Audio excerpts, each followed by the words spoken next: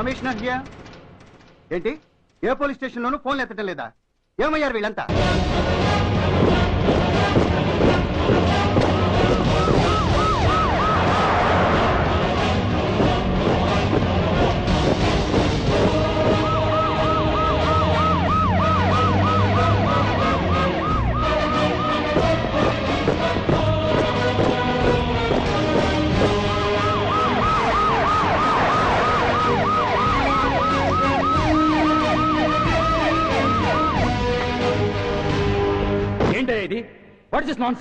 Uniform తీసేసి police station మూసేసి బసాన పడతారా? మీరు పోలీసులు అనుకుంటున్నారా, గుండా అనుకుంటున్నారా? విలువలేని యూనిఫామ్స్ ఒంటి మీద ఉంటే ఊపిరాడడం లేదని తీసేసాం సార్. పందులు పందికుక్కులు స్టేషన్లోకి వచ్చేస్తుంటే వాటిని ఆపే శక్తి లేక తాళాలు వేసేసాం సార్. మిస్టర్ సూర్య, పోలీస్ వ్యవస్థ లాంటి ఎమర్జెన్సీ సర్వీసుల్లో ఇలా సమ్మెలు చేయడం నిషేధం. అదే ఎందుకని sir? Government doctors, nurses, postal department కూడా ఎమర్జెన్సీ సర్వీసులే. వాళ్ళు హక్కుల కోసం స్ట్రైక్ చేయడం లేదా? ఆఖరికి మాకు ఓ గుర్తింపు రిజర్వేషన్లు కావాలని కొజ్జాలు కూడా స్ట్రైక్ చేస్తున్నారు. వాళ్లకున్నపాటి విలువ గౌరవం కూడా మాకు లేవా sir? Mister Surya, you are crossing your limits. మీరు ఇలా చేయడం వల్ల కామన్ పీపుల్ ఎంత సఫర్ అవుతారో ఆలోచించారా? పోలీస్ అనేవాడు కూడా ఓ కామన్ మ్యాన్ అనేది మర్చిపోకండి సార్. ఇంతకీ మీకు ఏమన్యాయం జరిగిందయ్యా? సార్, ఒక ట్రాఫిక్ కానిస్టేబుల్ తన డ్యూటీని సక్రమంగా చేసినందుకు ఒక లుచ్చా విధవ కత్తితో పొడిచి చంపబోయాడు. వాడిని అరెస్ట్ చేస్తే వాడి బాబెవడో మినిస్టర్ అప్పలనాయుడంట. వాడొచ్చి మన ఊపిరితో సమానమైన ఎఫ్ఐఆర్ ని వాడు మందు కొట్టి మూతి తుడుచుకునే ముండకొంగు నలిపినట్టు నలిపి పారేసి అది రాసిన రైటర్ ని, డ్యూటీలో ఉన్న ఎస్ఐని, సెంట్రీని కొట్టి దమ్ముంటే నా కొడుకు మీరు చెయ్యేసి చూడండిరా, అడ్డొచ్చిన వాడిని అడ్డంగా నరుకుతానని ఛాలెంజ్ చేసి మరి వాడి కొడుకుని తీసుకెళ్లిపోయాడు సార్.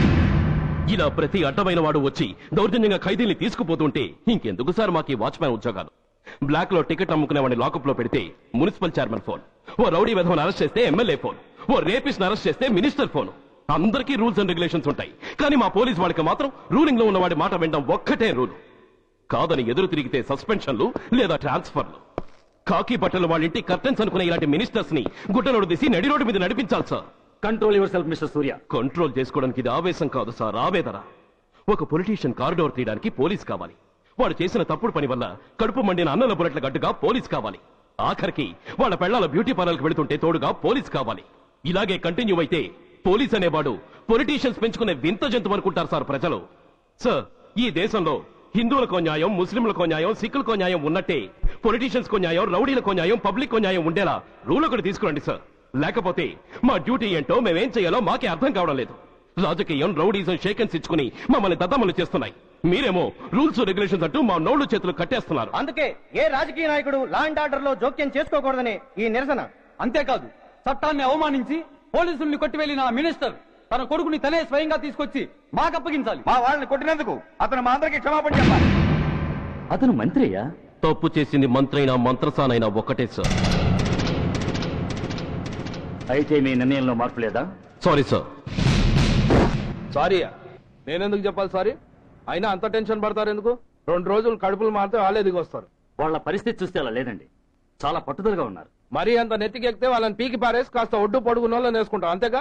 ఏంటే అప్పలనాయుడు, పోలీసులు అంటే పొలాల్లో పనిచేసే కూలీలు అనుకుంటున్నావా? ఈ ఊరోడు పనిలో కాకపోతే పొరుగురు నుంచి లారీలో తెచ్చుకోవడానికి వాళ్ళకి వీళ్ళకి పెద్ద తేడా ఉందండి. ఆపోయా, మినిస్టర్ తర్వాత కాస్త డిగ్నిటీ మెయింటైన్ చేయొద్దు. పోలీస్ స్టేషన్కి వెళ్ళి పోలీసుల మీద గుండాల దౌర్జన్యం చేస్తావా? ఏంటండి, పోలీసులను ఎప్పుడు ఎవడు తిట్టలేదా, కొట్టలేదా? అదేదో పెద్ద పాపమైనట్టు, అది నేను మాత్రమే చేసినట్టు మాట్లాడతారేంటి? ఇదిగో, ఊరికే నోరు పారేసుకోకుండా నేను చెప్పేది విను. ఈ రోజు వైజాగ్ సిటీ వరకు ఉన్న ఈ స్ట్రైక్ రేపు స్టేట్ అంతా పైకిందనుకో, అప్పుడు మొత్తం ప్రభుత్వానికి ఎసరు వస్తుంది. ఆ పరిస్థితి కనుక వస్తే నిన్ను పార్టీ నుంచి ఏ గమ్మకును పీకినట్టు పీకి పారేస్తారు. అప్పుడుగా నేను ఎందుకు చెప్పా నీకు అర్థం కాదు. అప్పలనాయుడు గారు, ప్రెసిడెంట్ గారు చెప్పింది కరెక్ట్. గోటితో పోయేదాన్ని గొడ్డల దాకా తెచ్చుకోవడం దేనికి చెప్పండి? అయితే ఇప్పుడు నన్ను ఏం చేయమంటారు?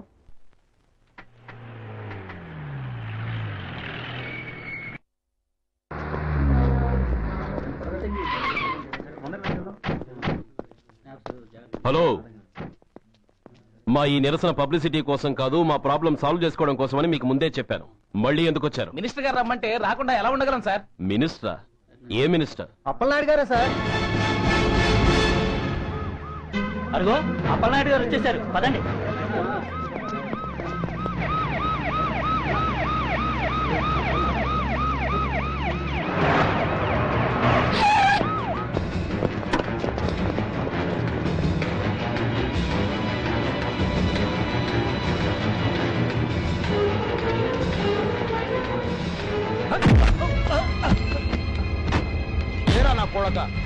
ఏమనుకుంటున్నారా? నువ్వేమన్నా పెద్ద రౌడీవా? నా పరువు తీసేసావు కదరా, నా కడుపును చెడబుట్టావు కదా. పోలీసులు అంటే ఎవరు అనుకుంటున్నారా? వాళ్ళు మనల్ని కాపాడేవాళ్ళరా, వాళ్ళనే అవమానిస్తావా? వెళ్ళరా, వెళ్ళి వాళ్ళ కాళ్ళ మీద పడి క్షమాపణ అడుగు, వెళ్ళవు. వీడు చేసిన వెధవ పని తెలియక కన్న తండ్రిగా తొందరపడి వీడిని తీసుకెళ్లాను. నిజం తెలిసాక ఓ బాధ్యత గల మంత్రిగా జరిగిన దానికి సారీ చెప్పి వీడిని మీకు అప్పగిస్తున్నాను. నన్ను క్షమించండి. చాలా థ్యాంక్స్ అండి. ఇంకా మీరు కెమెరాలు ఆపండి. మినిస్టర్ గారు మిమ్మల్ని పిలిపించిన కార్యక్రమం అయిపోయింది. మీరంతా బయలుదేరచ్చు ప్లీజ్. పిలవగానే వచ్చినందుకు మీ అందరికి చాలా థ్యాంక్స్.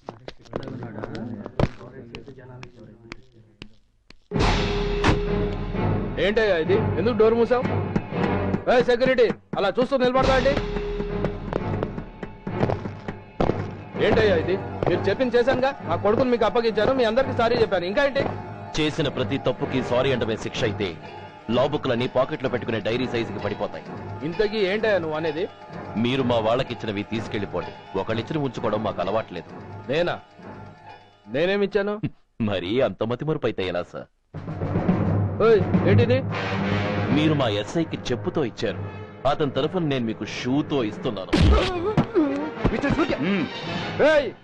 ఎంత ధైర్యంరా నీకు? నన్నే కొడతావా? నీ అంత చూస్తాను, ప్రాణాలు తీస్తాను. డిఐజీ కమిషనర్ ఎక్కడా మీరు?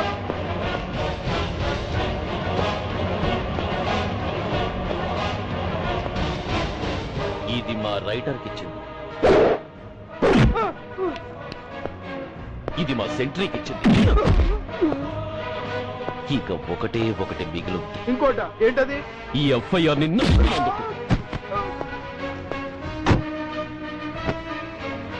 ఇక మీరు వెళ్ళరండి. డ్రైవర్, వాడిని తీసుకెళ్లి లాకప్ లో పెట్టండి. ఇక మీరందరూ డ్యూటీలో జాయిన్ అవ్వచ్చు.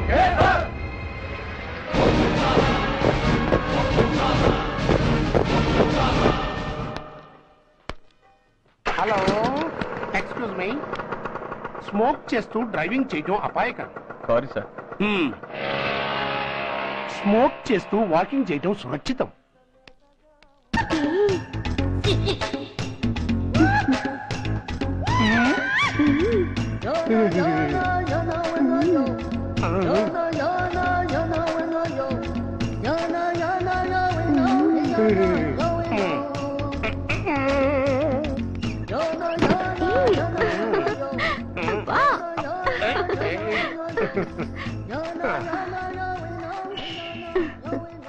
ఎలా ఉంది? అబ్బో సూపర్. తాపేశ్వరం కాజా అదిరింది. మరి నాకు ఇచ్చేస్తే వెళ్ళిపోతా. ఏంటి ఇచ్చేది? నా పంతనానికి పేమెంట్. ఏంటి అర్థం కాలేదా? ఆడాళ్ళలో నువ్వు ఎలాగో, మగాళ్ళలో నేను అలా అనమాట. సచ్చినోడా, నాటకాలు ఆడుతున్నావా? మర్యాదగా నా డబ్బులు ఇచ్చే. ఓయ్ సీను మార్చద్దు. ఇప్పుడు నువ్వు నన్ను రమ్మన్నావా, నేను నిన్ను రమ్మన్నానా? నేనే రమ్మన్నాను. లోపలికి వచ్చి నేనేమన్నాను? ఎంత అన్నావు? నువ్వేమన్నావు? 100 అన్నాను. కదా అంటే నా పర్సనాలిటీకి నువ్వు కట్టిన రేటు 100 అన్నమాట. అదే నేను అడిగాను. ఇచ్చేమ్మా. ఏంట్రా ఓవర్ చేస్తున్నావు? మర్యాదగా నా 100 నాకు ఇవ్వు, లేకపోతే నా లంగా ముందుకి నేను ఊరేసి చంపేస్తాను. Help help. కష్టాలు పడితే చంపేస్తానంటుంది. ఈ అన్యాయాన్ని ఎదుర్కొన్న నాదుడే లేడా? అరకు ఏదో మొగుడికి తెలియకుండా వారానికి ఒకసారి ఇక్కడికి వచ్చి గుట్టుగా బిజినెస్ చేసుకుంటున్నాను. నీకు దండం పెడతాను, నన్ను అలర్పాలు చేయమాక. నువ్వేమి ఇవ్వక్కర్లేదు, వెళ్ళిపో. మంది హైటెక్ బ్రెయిన్. నీ పేరు గంట గంగారత్నం, మీ ఆయన పేరు గంట గురునాథం. ఆడు ఎలక్ట్రిసిటీ బోర్డులో పనిచేస్తున్నాడు. డోర్ నెంబర్ 14/14, లింకు రోడ్డు, ఫిట్టింగులు పేట, విజయవాడ 2. ఇది నీ అడ్రస్. నేను మంచోని గనక కమిట్ అయిన 100తో అడ్జస్ట్ అయిపోతున్నాను. ఆలస్యమైందనుకో అది డబుల్ అయిపోద్ది. నోటు చేతిలో పెట్టు. థ్యాంక్స్. దున్నపోతులా ఉన్నావు, ఆడదాని ఉసిరు పోసుకుంటున్నావు. ఎయిడ్స్ వచ్చి చస్తావు. Sorry, no chance. హెల్మెట్ లేకుండా నేను యుద్ధానికి వెళ్ళను. ఎత్ర నారీ వర్ధంతే తత్ర జీవనం సుఖాస్మనం. అంటే నాకేం తెలుసు? ఎప్పుడో విన్నాను, ఇప్పుడు అనాలనిపించింది అన్నాను. వస్తాను.